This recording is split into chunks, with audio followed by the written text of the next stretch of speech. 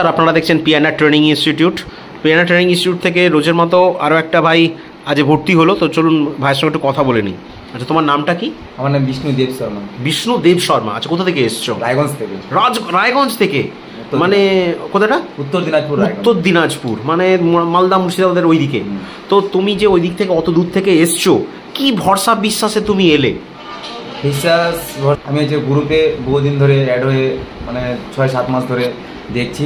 আচ্ছা। যে মানে সবাই জয়েনিং করছে, একের পরে মানে ভালো কাজ দিচ্ছে, তার জন্য আমি ওই দেখে বিশ্বাস করে এসেছি। আচ্ছা আচ্ছা, অ্যাডমিশন নিয়েছি। আচ্ছা আচ্ছা, তার মানে তুমি সব ভালো করে দেখে শুনে পড়ে বুঝে এসেছিলে।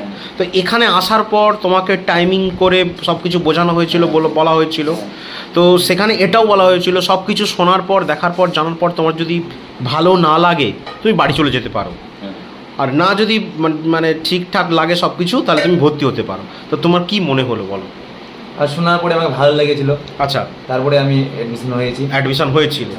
আচ্ছা, তো বিভিন্ন জায়গায় কি হয়, ট্রেনিং ইনস্টিটিউটে অ্যাডমিশন হওয়ার আগেই registration fee, dress charge, form fill আপের চার্জ হিসাবে কিছু টাকা কেটে নেয় বা চায়। তুমি কি কিছু দিয়েছিলে? না। অ্যাডভান্স বা অগ্রিম দেওয়া কি উচিত এই দুনিয়াতে? না। না দেখে, না জেনে, না পড়ে, না বুঝে তো দেওয়া উচিত নয়। তুমি আমাদের ইনস্টিটিউটের পেপারসপত্র সব দেখেছো, CIN নম্বর, ISO সার্টিফাইড, MSME সার্টিফাইড, সব কিছু দেখে নিয়েছো। ওকে, তো সব কিছু দেখাশোনার পর কি মনে হলো? ঠিকঠাক না কি? একদম ঠিকঠাক মনে হলো, অরিজিনাল। তারপর আমি অ্যাডমিশন নিলাম। তারপরে তুমি অ্যাডমিশন নিলে। তো অ্যাডমিশন যে নিয়েছো, অ্যাডমিশন ফিস দিয়েছো তুমি।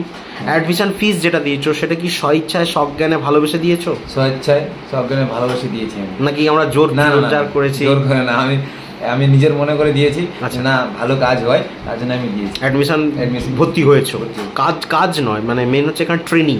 তো যাই হোক, তুমি এখান থেকে অ্যাডমিশন নেওয়ার পর তুমি কি কি হাতে পেয়েছো? আমি একটা ডায়েরি পেয়েছি, প্যান পেয়েছি, বোতল পেয়েছি। বোতল পেয়েছিলে? হ্যাঁ, বোতল পেয়েছি। তারপর তোমার ড্রেস পেয়েছি। আচ্ছা, একটা ফাইল কভার পেয়েছি। সেগুলো কোথায়? ক্লাসরুমে আছে? ক্লাসরুমে আছে। আচ্ছা আচ্ছা। আর সব থেকে বড় জিনিস একটা পেয়েছিলে, যে ট্রেনিং শেষে 1 সপ্তাহের মধ্যে প্লেসমেন্ট গ্যারান্টি, লিখিত চুক্তিপত্র পেয়েছিলে।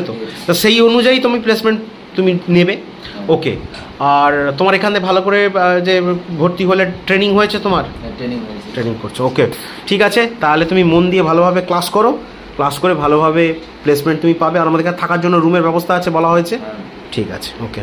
তারা অবিশ্বাস করছে, যা অবস্থা চারিদিকে অবিশ্বাস, তাদের উদ্দেশ্যে কি বলবে? তাদেরকে আমি বলবো যে আপনারা যদি ভর্তি না হন, এখানে আসুন, আমাদের স্যারদের সাথে কথা বলুন, যে মানে আমাদের ডকুমেন্টস দেখুন স্যারদের, তাহলে আপনারা বিশ্বাস করতে পারবেন যে আমি কোথায় এসেছি।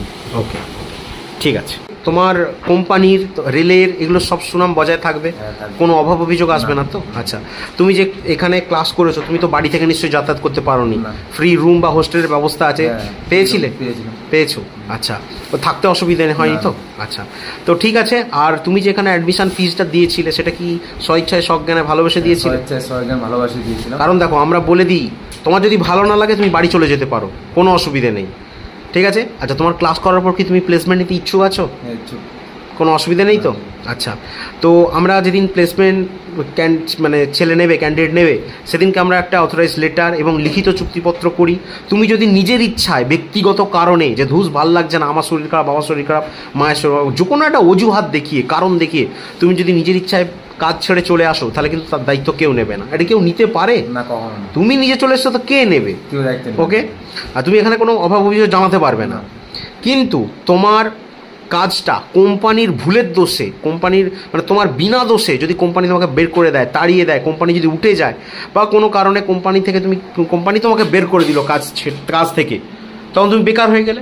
কিন্তু তুমি তার উপযুক্ত প্রমাণ যদি ইনস্টিটিউটকে দেখাতে পারো, যে স্যার দেখুন, আমাকে বিনা দোষে, বিনা কারণে আমাকে কোম্পানি থেকে বার করে দিয়েছে, তাহলে কিন্তু তোমার নেক্সট ওয়ান টাইম আরও একটা কাজের ব্যবস্থা করে দেবো। ঠিক আছে? তার লিখিত পেপার পেয়েছো তুমি? ওকে,